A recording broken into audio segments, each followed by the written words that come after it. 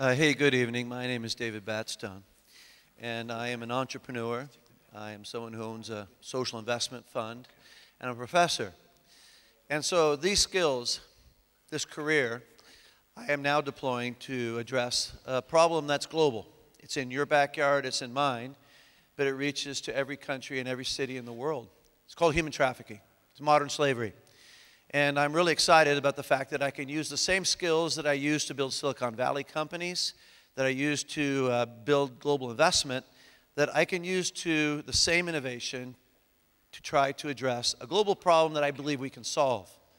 So I want to take you through some of the steps that we're using on a global level, but particularly here in Africa, to address forced labor, involuntary servitude, forcing people to work without any free will, without any real pay, and taking them sometimes across the other side of the world. When I first discovered this, it was in my own backyard in San Francisco, believe it or not. Over 500 young kids had been brought from India into the United States to a restaurant that I used to frequent every couple of weeks. I couldn't believe it. They were brought to work washing dishes, waiting on tables. And so when I discovered this in my local neighborhood, I thought, well, where else could this be happening? So I went all over the United States and then all over the globe, trying to identify how the money flows, where the traffickers are, and I discovered that indeed it addressed those who are most vulnerable because of their immigration status, because of their poverty, because of their gender. 4 out of 5 people who are thrown into slavery today are women, or because of their youth, because they're young and are defenseless. So I first went to Thailand, and then I went to India, and then I came to Africa, to Uganda, Mozambique, South Africa. And I wanted to create some tools that really address not only those who are victims, but how do we stop it from happening? Our first project was really to build a village for about 127 kids on the border between Burma and Thailand. It's a great project. It's like being at the end of a stream where you're pulling out those who are drowning. But at some point, you also need to walk upstream to say, how do we stop the victims from falling in the river? So we began to create some tools using technology and the best of innovative finance.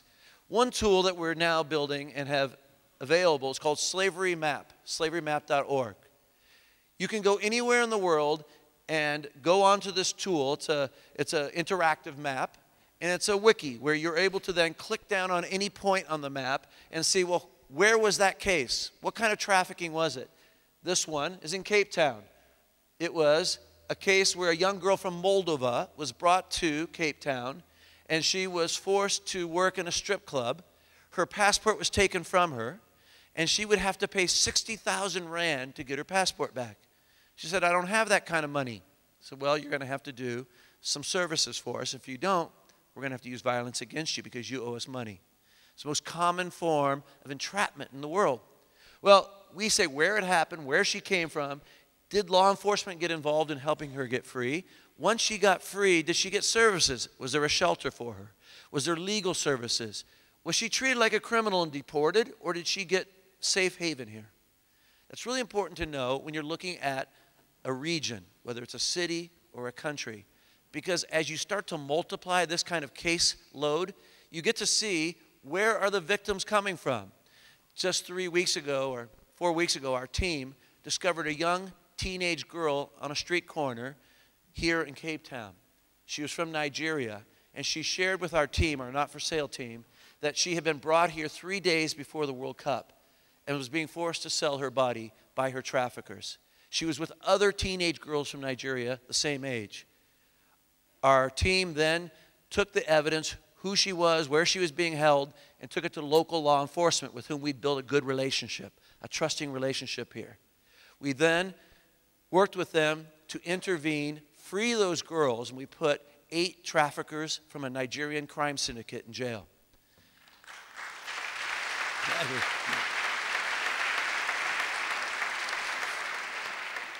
So this is the power of being able to identify where there's trafficking.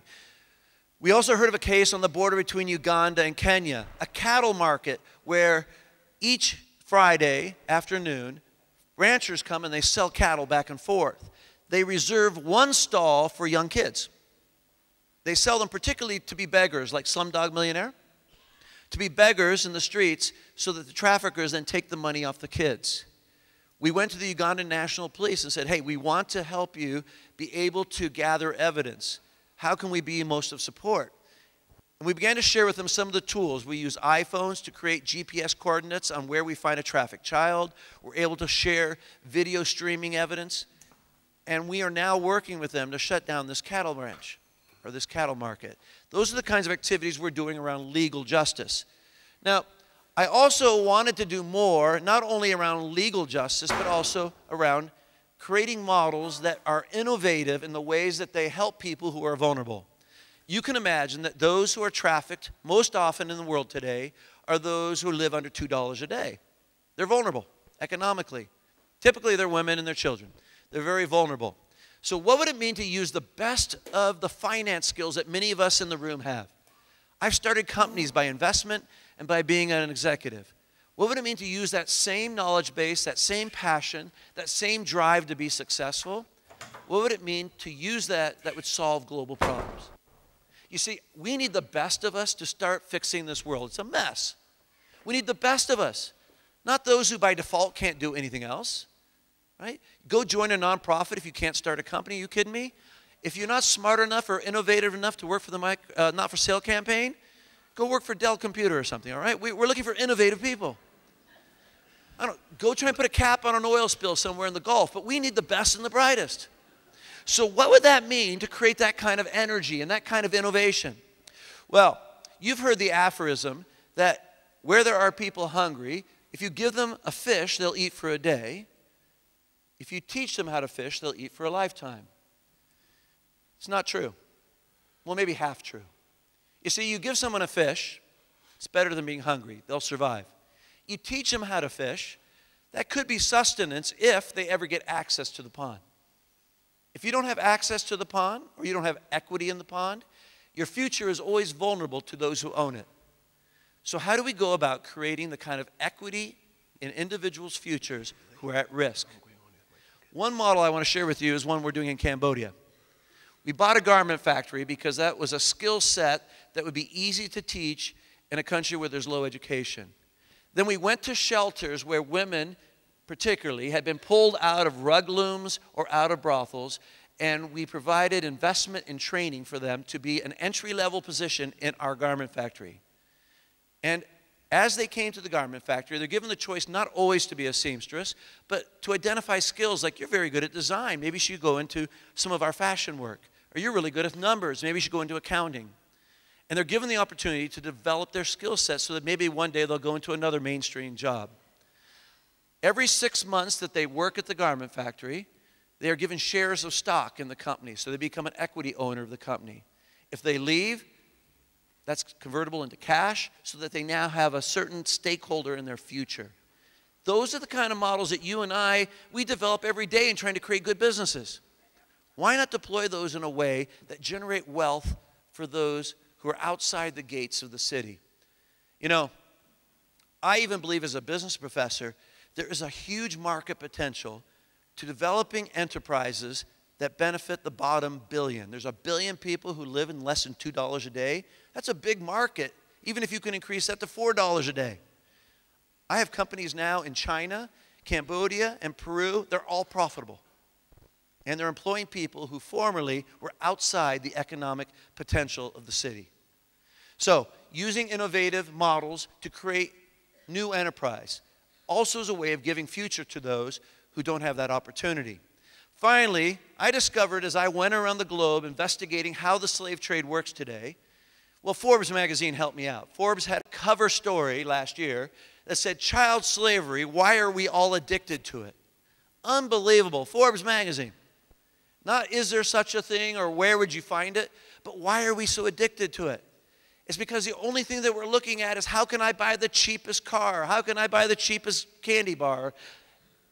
What about the quality that went into that and whether or not it created an enhanced life for those who produced it rather than limited their options? You see, when I went around the world, I discovered that many of the products I buy every day are somehow linked to a global forced labor slave trade. The shoes I was wearing, the shirts I had on, the coffee I drank, the sugar I poured in my coffee.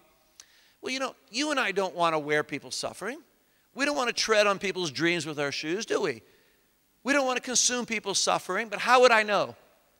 Like, how would you know that Firestone Tires has 21 lawsuits against it for the way they produce tires in Liberia out of their rubber plantation?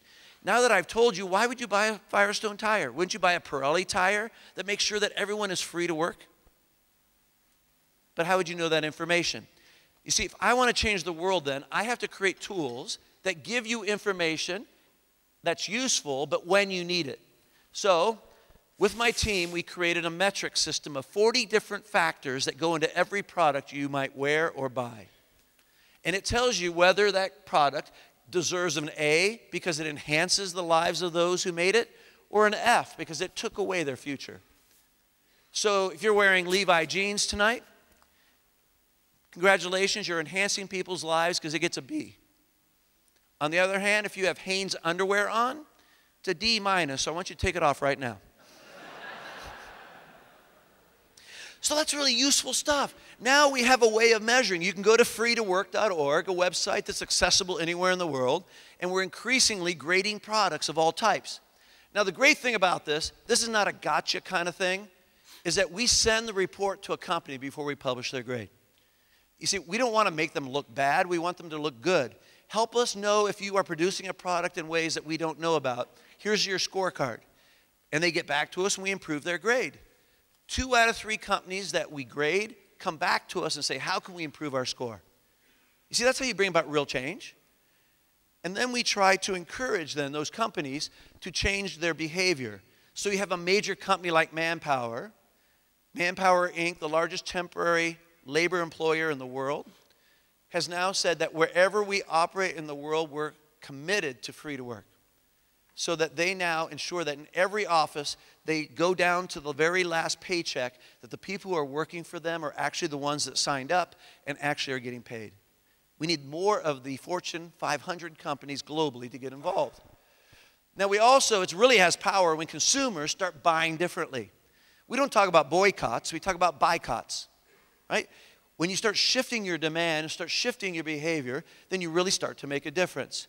So when you learn from Forbes magazine that 70% of the chocolate bars you buy are tied to the global slave trade, mostly in West Africa, Ivory Coast, Ghana, why would you buy that kind of Kit Kat bar or that Cadbury's bar when you can buy great chocolate that is made in such a way that it helps families who actually pick the cocoa beans?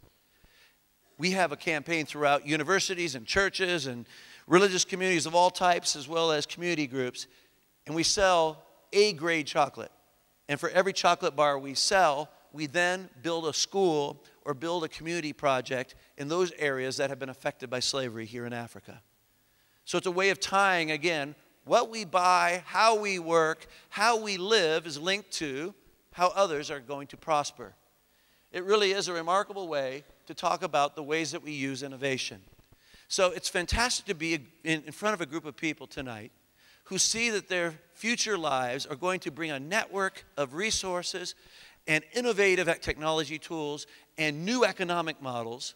And I'd encourage you to look at that in a way that's expansive, not only in terms of a small world in which we typically operate and where we live and move, but into a global world that we pass on to future generations, this promise that all of us are given a future destiny.